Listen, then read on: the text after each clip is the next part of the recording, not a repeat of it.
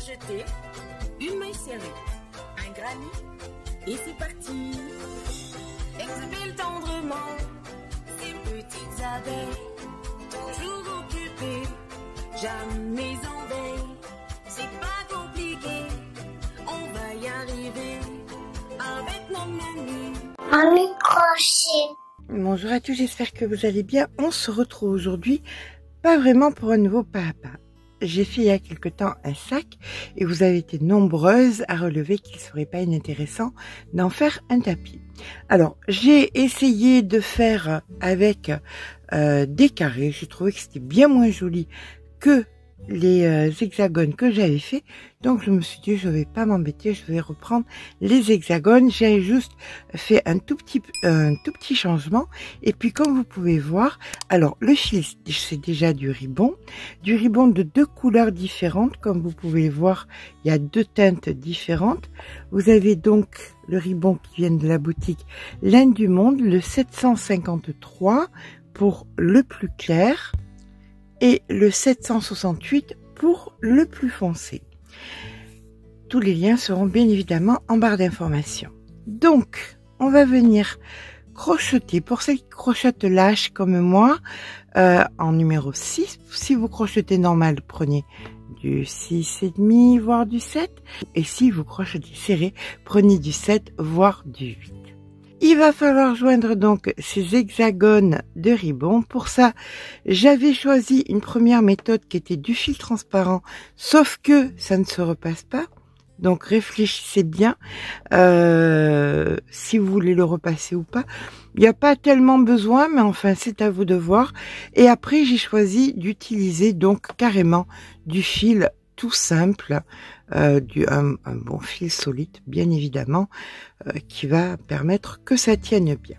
Alors l'énorme avantage que vous allez avoir avec ce tapis, c'est qu'il est très épais, plus d'1 centimètre d'épaisseur, donc ce qui vous isolera très bien de n'importe quel sol, que vous pouvez le mettre dans la salle de bain sans aucun problème, puisque c'est du tissu, vous pouvez le faire sécher, et bien évidemment, il passe à la machine. Voilà, et bien c'est parti. Je vais mettre quelque chose d'un petit peu plus foncé, hop, dessous pour que vous puissiez mieux voir. À l'aide de mon crochet 6, je vais commencer par faire un cercle magique. Et là, je vais faire donc deux mailles en l'air. Et maintenant, dans le cercle, je vais venir faire 12 brides. Donc, 1,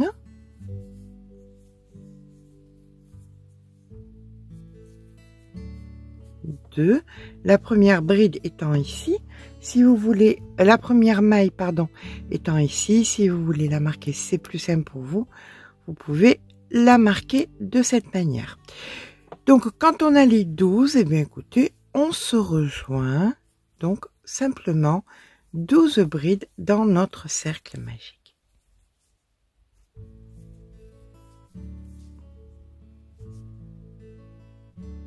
Une fois que nous avons donc nos 12 brides, on peut venir tirer bien fort. Alors n'hésitez pas, le fil est très solide, donc vous pouvez bien venir tirer sur votre fil. Et là, on va venir dans la première maille de marquer, faire une maille coulée.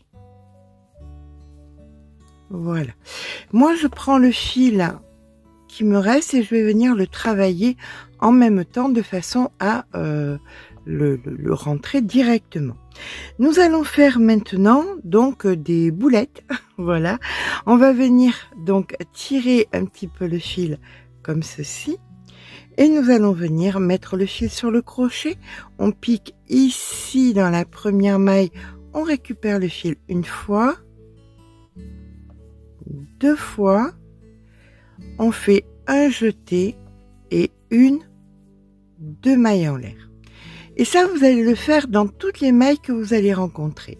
Le fil sur le crochet, dans la maille qui vient à vous, et une fois, deux fois, trois fois,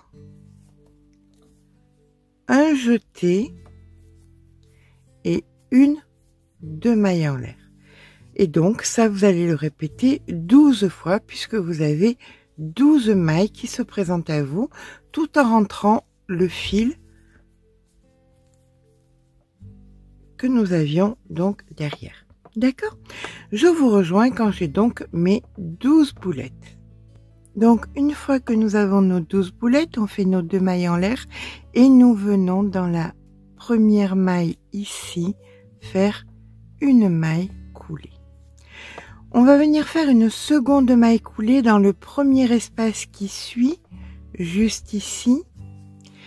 Et là, nous allons faire 2 boulettes par espace. Donc, on tire un petit peu le fil sur le crochet, on pique une fois, on récupère. Le fil sur le crochet, on pique 2 fois, on récupère et on fait un jeté, suivi de 1, 2 mailles en l'air. Le fil sur le crochet, on pique exactement au même endroit. On pique, on récupère. Le fil sur le crochet, on pique, on récupère. Le fil sur le crochet, on pique, on récupère. Un jeté. Là, on ne fait pas 2 mailles en l'air. On va venir tout simplement dans l'autre maille ici, dans l'autre espace ici. On recommence. Le fil sur le crochet une fois. 2 fois, 3 fois,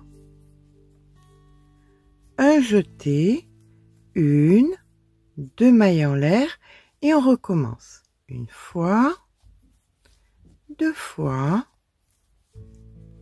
3 fois, un jeté et on recommence. Donc chaque fois vous allez recommencer, ce qui va vous donner donc comme ceci 2 boulettes par espace chaque fois. Donc on se rejoint quand nous avons 24 boulettes, donc ça forme comme des petits cœurs comme ça. Donc quand vous avez vos 12 petits cœurs à dessus. Donc là on termine notre cercle en venant faire une maille coulée dans la première maille et on va venir chercher donc le premier V puisque nous n'allons travailler que dans les V pour que du cercle on passe à l'hexagone.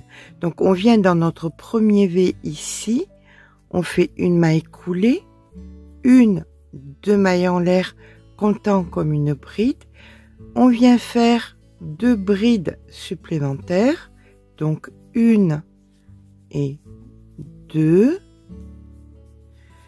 une maille en l'air de séparation, puis au même endroit vous allez faire 3 brides. Donc 1,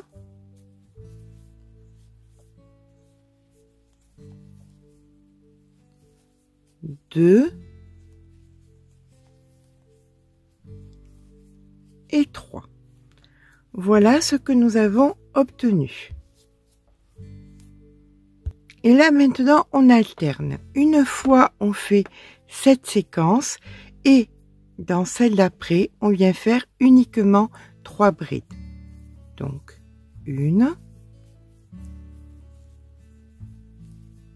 2 et 3.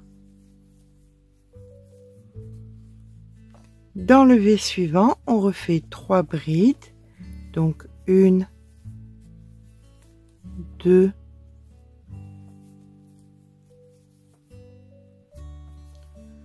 3, une maille en l'air et 3 brides au même endroit. Dans celle d'après, puisque on alterne, on va faire uniquement 3 brides, etc., etc. Voilà, vous voyez, ça vous donne donc le début de votre forme. On se rejoint donc en fin de rang quand on a chaque fois alterné 3 brides, puis 3 brides, une maille en l'air, 3 brides. Je vous rejoins donc ici dans le dernier V avec 3 brides. Donc une fois qu'on termine nos 3 brides, on va venir ici. Donc la première est ici. On vient faire notre maille coulée ici. Et vous allez venir donc faire une maille en l'air. Et là, vous allez piquer façon jersey. C'est-à-dire que vous voyez, vos mailles forment un V. Donc, c'est ici que vous piquez. Et vous piquez, donc, vous faites une maille serrée. Dans celle qui suit, exactement pareil, façon jersey, une maille serrée. Dans celle d'après, encore une fois, façon jersey, une maille serrée. Là maintenant, vous arrivez où vous aviez donc la maille en l'air, et bien vous allez faire pareil, une maille en l'air. Et on repart sur toutes les mailles que vous rencontrez, toutes les brides que vous rencontrez, vous allez piquer façon jersey, comme ceci, faire vos mailles serrées, voilà. Quand vous arriverez donc là où il y a les angles, vous ferez donc ici votre maille serrée façon jersey, une maille en l'air et façon jersey les 9 qui suivent. Une maille en l'air, façon jersey les 9 qui suivent, jusqu'à ce que nous nous retrouvions ici sur la dernière séquence des 3 brides. Voilà, quand on arrive en fin de rang, vous voyez, ça se positionne correctement avec les autres. Vous venez tout simplement couper votre fil, venir mettre une aiguille à laine,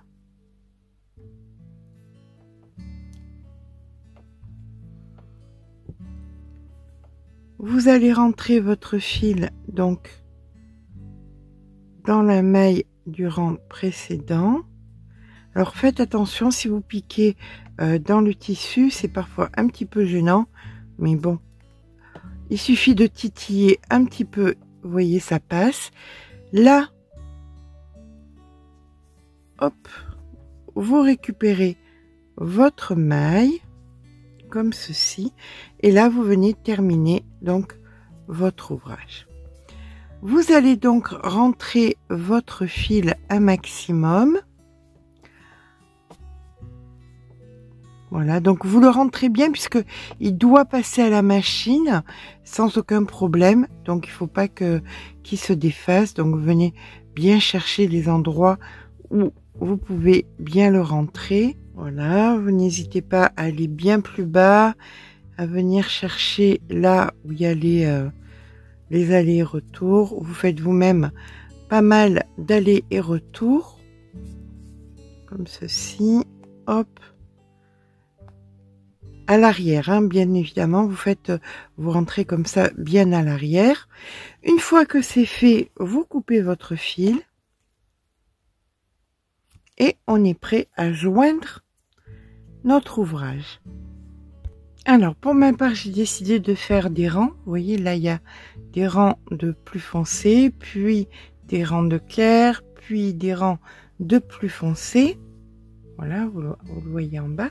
Donc, vous mettez le joli côté donc à plat, comme ceci. Ça, c'est l'arrière.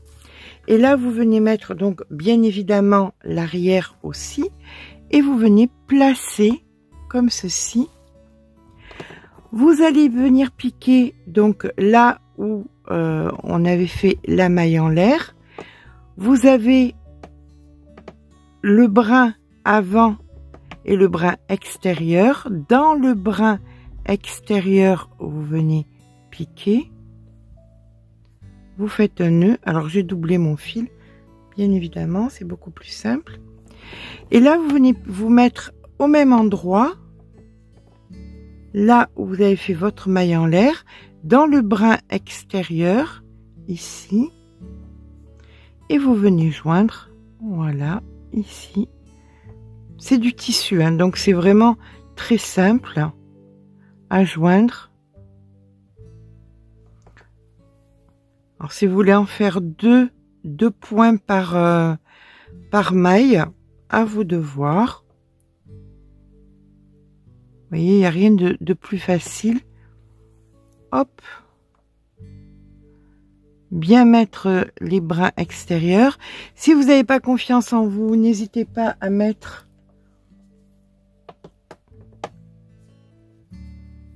un marqueur. Voilà. Et puis là, ben écoutez, c'est parti. Tout simplement. Alors vraiment, comme je vous dis, c'est d'une simplicité enfantine. Hop. Et vous faites ça. Donc, vous étalez ça sur votre table. Vous mettez au sol. C'est plus simple sur la table quand même. Et vous faites donc, vous positionnez vos hexagones et vous venez joindre tous vos hexagones. Voilà. Mais écoutez, je vous laisse faire. Vous voyez, c'est vraiment pas difficile. Et voilà, on voit absolument pas la couture de l'autre côté. Alors, bien sûr, vous n'utiliserez pas le même nombre de carrés par pelote.